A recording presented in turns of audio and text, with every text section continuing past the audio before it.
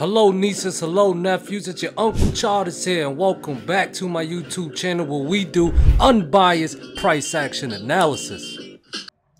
Good morning nieces and nephews, and holy moly donut shop, it is looking bearish. The bulls have failed. Yesterday we recaptured the 521 level. That was a fib level, very critical level. Recaptured it. It did lead to a gap up. We had a very nice gap up. We opened around 528.4-ish, went up to a high of 531.5-ish. It was a good recapture for a nice one-day swing move. However, intraday, the bulls failed. Okay, let's take a look at it on the smaller time frame. You guys can see here. This is where the candle opened. Okay, and you guys can see here. Boom, how it cleared. All right, I had a level right here, 529.5. I mentioned to everybody, guys, bulls need to clear 529.5 to show some follow through and trigger a move to go higher.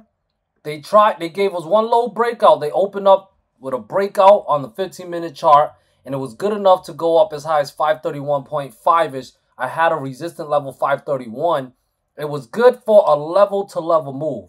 But that's all, because we started pulling back. We had a little pullback, broke back below 529.5, smashed my 528 level before trying to recapture again. Now, here's where it got interesting. This false breakout, good for a level-to-level move, but you had to be quick to watch it. And then we recaptured 529.5, which was also good for a level-to-level move, hitting 531. But like I said, you had to have experience and been watching the charts like a hawk to be able to react fast enough. But what happened? Well, looks like we had a potential M pattern playing out intraday, because when we broke 429.5 and 428, it was a wrap. And you guys can see we dropped down. All right, false breakout. We broke 529 again. This time we got more than a level-to-level move. All right. The other breakdowns and breakouts was good for a level-to-level move, but this time we got more when we broke down 528 and we did not look back. Look at where we are. $10 plus move right now. This is incredible. We didn't need a crystal ball or anything.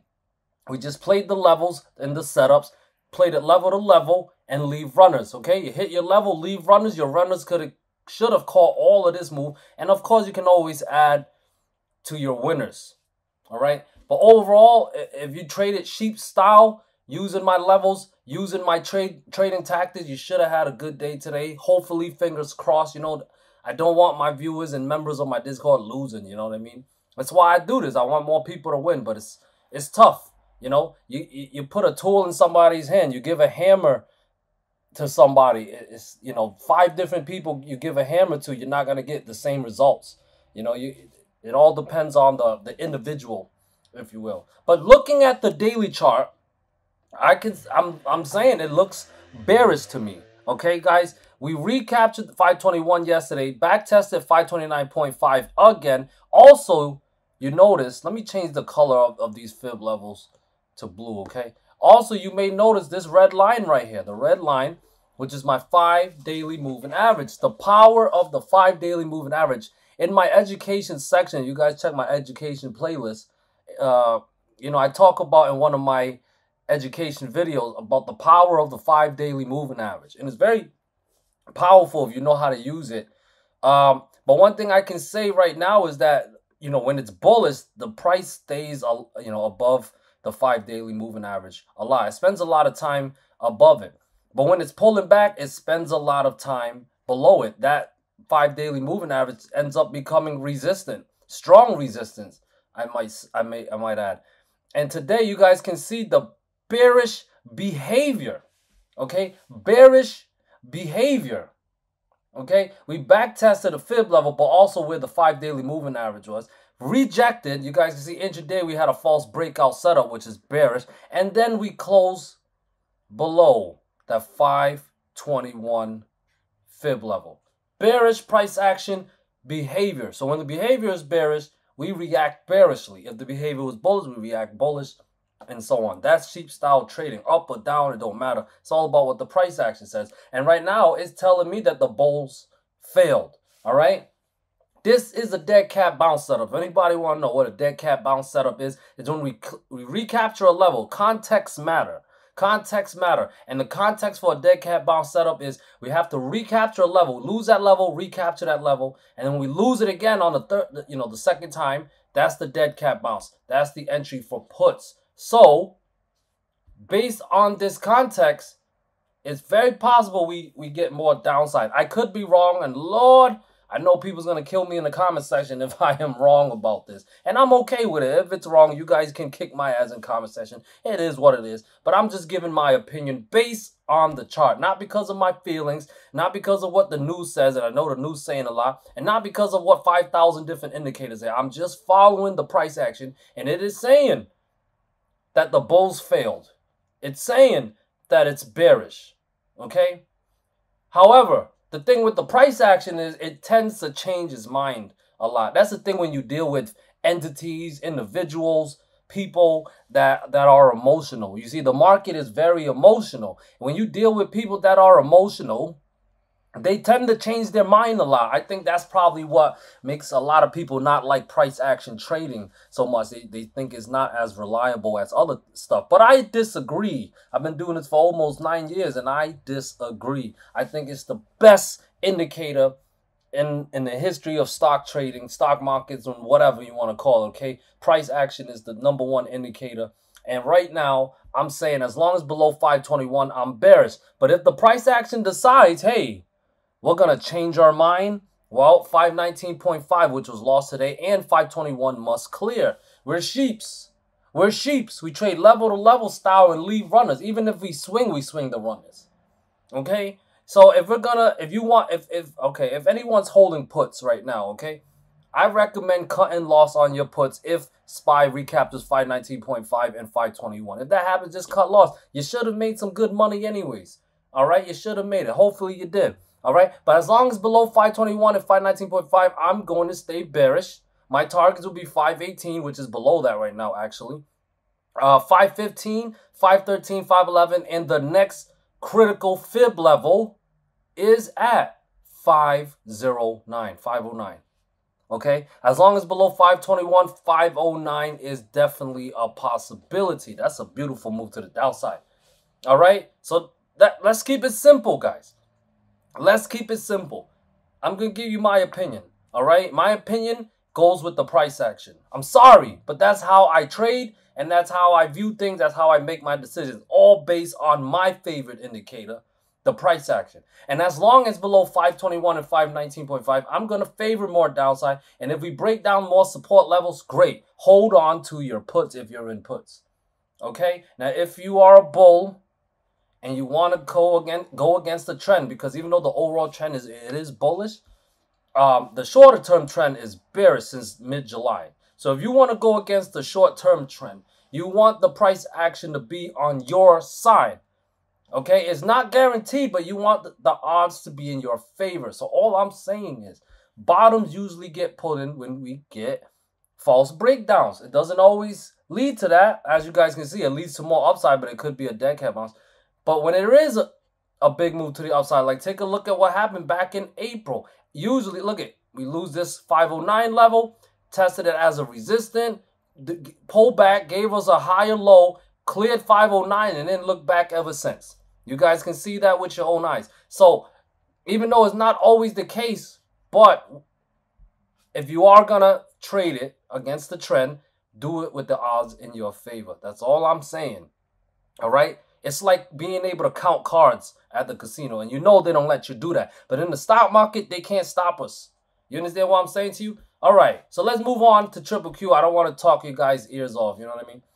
Triple Q looking bearish as well. Same principle, same approach that I give with SPY is the same with Triple Q. Only the levels are different. Okay. It never cleared 443 on the daily chart. It tried to gap up and looked like it was going to do it. But it rejected from this fib level I had around 447.5. It's rejected, broke down 443 inch a day, closed even lower than yesterday. Looking bearish to me, okay? The next fib level support I have is at 432.5. If it fails, guess what? 431, 428.7 or lower is in play. I'm going to continue to stay bearish on Triple Q as long as overall below 443. I can't get bullish on Triple Q in favor of some type of bottom is in unless we get that daily chart close above 443. All right, but that's a long ways away because around 433.5 right now. Gotta love earnings seasons, man. I love it. Anyways, so resistant as of right now is at 434, 436, 438, 440, and 441.5. Okay, all those levels gotta clear. They gotta clear for the price action to say we're bouncing, but I can't favor some type of bottom is in unless two levels clear. 443, and then you see I got this down trend line, but that's not all the way up until 465-ish. Okay, so we don't even got to talk about that level. Let's worry about 443 first. Okay, guys, are we clear? Are we clear with the bull case and the bear case with Triple Q? Let me know in the comment section. Tesla is also looking bearish. Strong rejection from the 5 daily moving average. We had an inside candle setup. It did not clear the mother candle's high. Looks like it wants to go back down with this lower closing yesterday. You guys, let me tell you something. Look. Gotta zoom in a little bit. Big body green candle followed by a doji. And this is a decent size red candle. Is this an evening star pattern? I mean, it's not perfect like they teach us in the textbook. You know, everybody wants it perfect in the textbook. When you see it in real life, though, it ain't like the textbook. All right? So, I mean, in my opinion, this does look like a bearish reversal 3-candle pattern setup here. All right? It does. It does. Some will say, no, it's not perfect like in the textbook. Or screw the textbook. You know what I mean? But anyways, what is support? Support's at 190, obviously. I got 190 support. I think if it fails, we possibly head down a lot lower. Get my level. Let me get my levels. 5 day. There we go. Oh, I went to the SPY. Why did I go to the SPY? Long day, guys. Anyways, I just wanted my 5-day moving average back, and we got it back. Strong rejection from there. Looking bearish to me. We break down 190. Then guess what? We could possibly head on lower. Let's see what levels I got. I'm gonna start with this low right here. This low, April 22nd low. That's 138.8, and then we'll bring it up to the high. The high that we had on July 11th. Okay, so it was at 138.8, and then the high on July 11th was 271.00. All right, so now we got a little bit more shorter term levels. Okay, so what do we have here? 189.3 is a fib level. Okay, 189.3. I had 190, but we can look at 189.3. If that level fails, I'm looking at this pivot low. This pivot low for Monday. It was all the way down to 182, guys. All right, so 189.3 fails.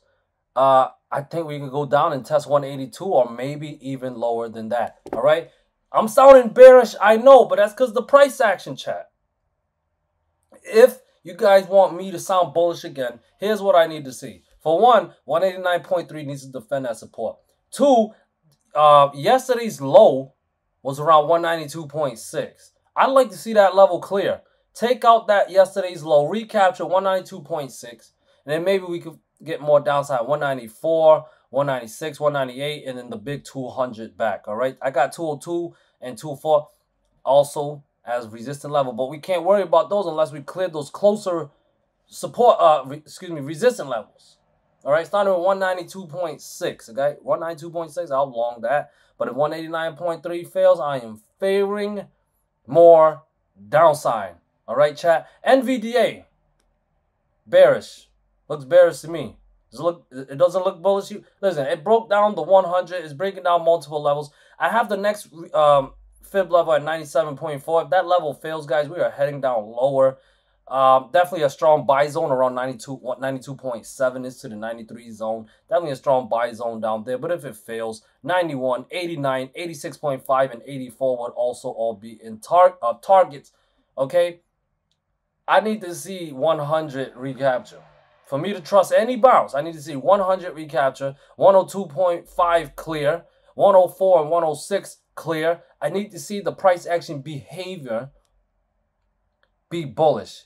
That means clearing resistant levels, guys. All right, we're not gonna trade against the price action. Okay, that's not what I recommend for anybody to do. Trade with the traps, trade with the price action. Speaking of action, A lot of action around in the dark pool. Okay. 47% of activity came in at 518.4. 33% of activity came at 522.5. Another 20% came at 518.4. Again, one was 47, one was 46. All right, good amount of activity, especially on 518.4. Good amount. So definitely watch that level, add it to your charts. That's where the big money's playing. Triple Q, 91% of activity came at 439.96. I mean, I have a level of 440, few cents off. NVDA, 98.9. Okay, 98.9. That's what big money's messing with their money. 81% of activity there. Tesla, 191.76. Interesting. Don't have a level. Yeah, I need it 192.6. All right, it's close. It's close. Let's take a look at the flows. SPY, 100K premiums or above. Overall bearish, 58,000 contracts were bought for calls, over 200,000 for puts. Goodness gracious, this is looking bearish, guys. Wasn't it bearish yesterday? Oh, look at this. This is a big size. This is something that would stick out. Size over 11,000. Sweep order, which means it's aggressive. Above the ask, August 16th, 498 is the strike price. Y'all see that? Y'all see that? Y'all see what big money's doing? So let me see if I can find anyone that sticks out. Dude got some calls. 524, 526. Strike price for August 13. But the size not that big. You know what I mean? You compare to over 11,000 compared to 500 and 200-ish. It's, you know, I'd say the puts a lot more significant. You do got some people buying calls. Look at this. This is the August 7th strike price. Expiration date. I mean, yeah, this is probably gone. So yeah, looking at the date really matters. But yeah, we're seeing a lot more big money, aggressive big money going into puts than calls, according to this. All right, let's take a look what Triple Q can show us. I got some big side, decent side, 500, 500. See, this is right here. This would be interesting. Over 1850, 1.1 million sweeps. Not above the ask. It's not above the ask, but August 8th for tomorrow. Strike price for Triple Q is 440. Triple Q already broke 440. So this person made some good money. August 8th too. So 439 puts. This was a split though. Trying to see, okay, so this one was 3,500, but this was above the ask, August 8th. So yeah, keep in mind, guys, a lot of these datas, unlike dark pool, the flows come in real time. So if you had access to this information, you would be able to see it in real time, what the big money players are doing. Not everything is worth looking at, but if you got the right criteria, like you look at the ones that are above the ask, high in volume, size, sweep orders, you know what I mean? Stuff like that. It give you, I believe it can help. I believe it can help combine with price action.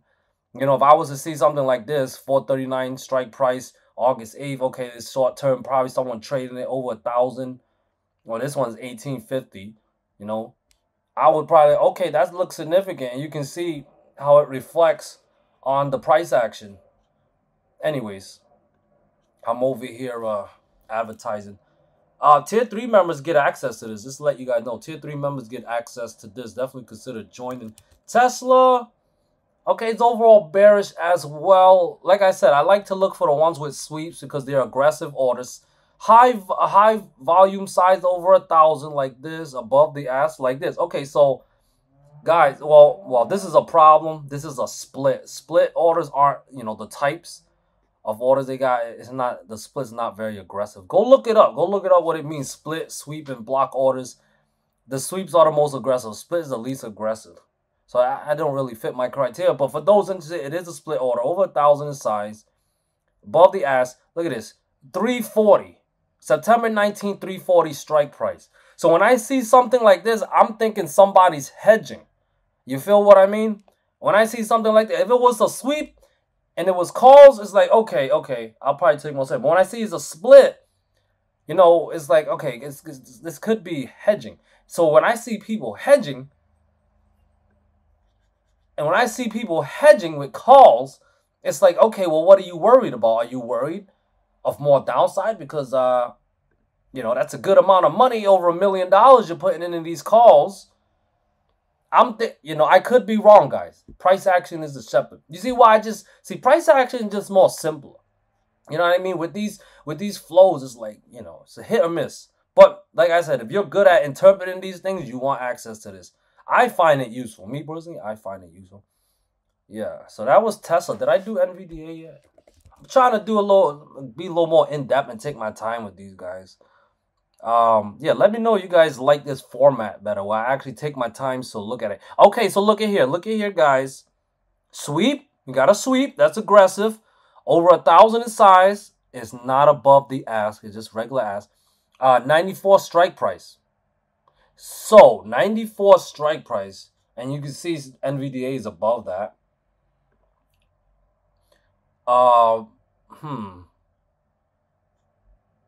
August 23. So that's like what? Not a couple of weeks. It's in the money. Some really in the money calls here, and they actually entered the spot where they entered around 101. So right around where NVDA was around 101, this person decided to buy in the money calls at 94. I mean, they gave it 2 weeks time. So maybe they're trying to play a relief bounce. I'm thinking they're expecting a relief bounce before August 23rd. And they entered around 101, but it was in the money, so that's interesting. I'm gonna take note of that and keep in mind just in case. I mean, we know the levels and setups. So if this person's contract plays out what they want is a bounce, I would think. We know what levels that needs to clear. You guys see what I'm saying? We combine it with price action. Let me see if anything else sticks out. Okay, we got a sweep. Over 1,600, chat. Not above the ask, but it's 96 strike price, August 23rd. And around the spot they entered was 100.48. So we got a couple of aggressive people that's buying calls. They're trying to buy the dip. They probably saw NVDA around 100 as a bargain. But they definitely got time on it. August 23rd, chat. Let's see if anything else sticks out to me. Yeah, no. But yeah, overall bullish on NVDA. But you guys notice it's always bullish. But maybe we take a look at those contracts I mentioned. You know, 96, one was 94. They both bought it in the money. August 23rd. I would say out the money's more aggressive. It's not above the ask neither. But they are sweep orders, and it's a good high amount. So if we do get a bounce, guys, we know the levels that need to clear. All right, guys. I hope you guys found this video useful. I'm doing my best, and I'm just grateful you guys come by and just be here to show me love. If you guys like this format that I'm doing with the flows, please let me know in the comment section. If you don't feel like talking, just hit the like button, you know, because we don't always got time to write comments. But definitely hit the like button. If I get more than 100 likes today, I'll assume you guys like this format where I talk about the flows a little bit more in depth. And if that's the case, I'll keep on doing it. I don't mind working. I just don't want to waste you guys' time. You know what I mean? I just want to get straight to the point and respect you guys' time. But if you guys want me to take my time and explain things and talk about things, my thoughts and opinions on things a little more, I would love to do that. But I just need to see that there is a demand for it. Because like I said, I don't want to waste you guys' time.